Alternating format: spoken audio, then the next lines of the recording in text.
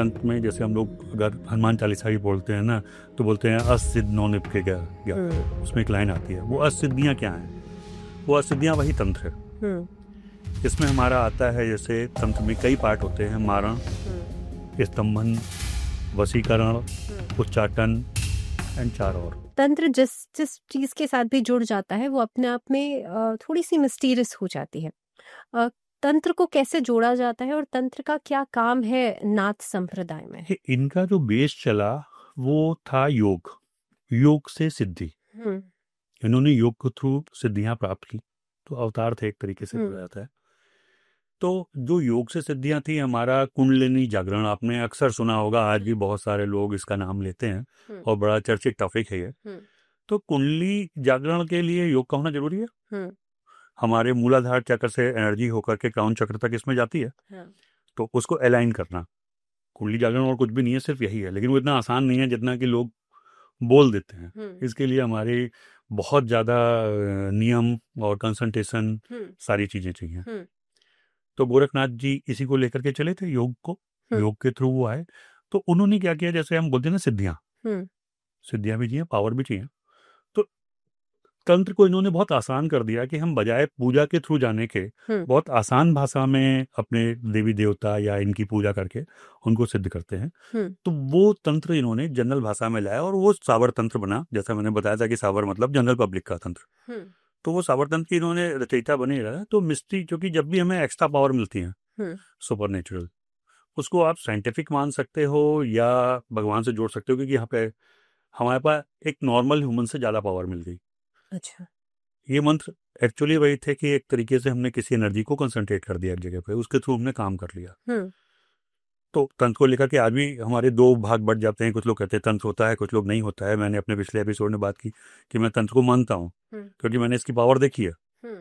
सावर तंत्र उसमें से एक बहुत ही स्ट्रॉन्ग विद्या है जो लोग आसानी से समझ सकते हैं। शायद सबसे आसानी से समझ में आने वाली विद्या यही थी। तो इन्होंने वो सावर तंत्र बना करके सिद्धियां की, सिद्धियों से इन्होंने अपना योग को आगे लेके कुंडली जागरण पर गए और ये आम पब्लिक के लिए इन्होंने बहुत इजी बना दिया। लेकिन अनिल जी, हम तंत्र का जब भी नाम सुनते हैं तो एक नेगेटिविटी से उसे जोड़ा जाता है। तंत्र का इस्तेमाल ऐसा कहा जाता है कि लोग गलत किसी काम को या गलत अंजाम को देने के लिए भी करते हैं। गलत सिद्धियां भी इससे प्राप्त की जाती हैं। ये तंत्र बाकी तंत्र से कैसे अलग है? क्योंकि शुरुआत तो एक अच्छे कॉज के लिए हुई थी। कुंडलिनी जागरण जो कि एक डिवाइन प्रोसेस है वो इससे जुड़ा रहा है, या योग या आत्म अनुशासन इससे जुड़ा रहा है। तो ये तंत्र जो कि नेगेटिविटी से जोड़ा जाता है उससे कैसे अलग है, या वो लाइन कहाँ खींची किसी जाएगी? भी चीज की कोई लाइन नहीं होती है। मैं हर बार बोलता हूँ कि ये एक पावर है। पावर का यूज कैसे करना है ये उस पावर को होल्ड करने वाले को पता होता है। सावर तंत्र बेसिकली जो फेमस हुआ 4-5 चीजों के लिए। तंत्र में जैसे हम लोग अगर हनुमान चालीसा भी बोलते हैं ना, तो बोलते हैं असिद्ध नौ निपके गया। उसमें एक लाइन आती है, वो असिद्धियाँ क्या हैं? वो असिद्धियाँ वही तंत्र है। इसमें हमारा आता है, जैसे तंत्र में कई पार्ट होते हैं, मारण, स्तंभन, वशीकरण, उच्चाटन एंड 4 और।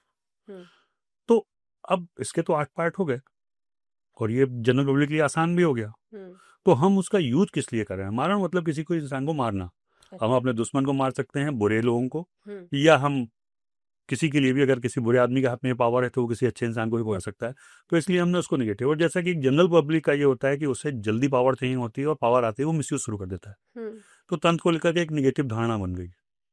इस संबंध में यह था कि हम अपने शत्रुओं को कहीं पे रोक सकते हैं, उसको आगे नहीं बढ़ने देंगे। अच्छा। इसका एक बहुत बड़ा एग्जाम्पल मिलता है हमारा दतिया पीठ में। पीताम्बरा पीठ है झांसी और ग्वालियर के बीच में, और माँ बगलामुखी देवी का मंदिर है। इसके बारे में कहा जाता है कि 1962 की लड़ाई हुई और चाइना लगातार हमसे आगे बढ़ता जा रहा था, कि इंडिया में घुसता चला जा रहा था। तब नेहरू जी ने वहाँ के गुरु से कहा था। अच्छा। और उन्होंने साधना की थी। तो वो स्तंभन था। उन्होंने वहाँ पर आह्वान किया था बगलामुखी देवी का, जो शत्रुहंता भी मानी जाती है कि शत्रु। तो ठीक 11वें दिन से चाइना ने अपने आप बैकआउट करना शुरू कर दिया था। ये वहाँ के मंदिर के बोर्ड पे भी लिखा हुआ है, ये वहाँ के इतिहास में भी आता है। तो हम तंत्र को उस समय पॉजिटिव यूज कर रहे थे।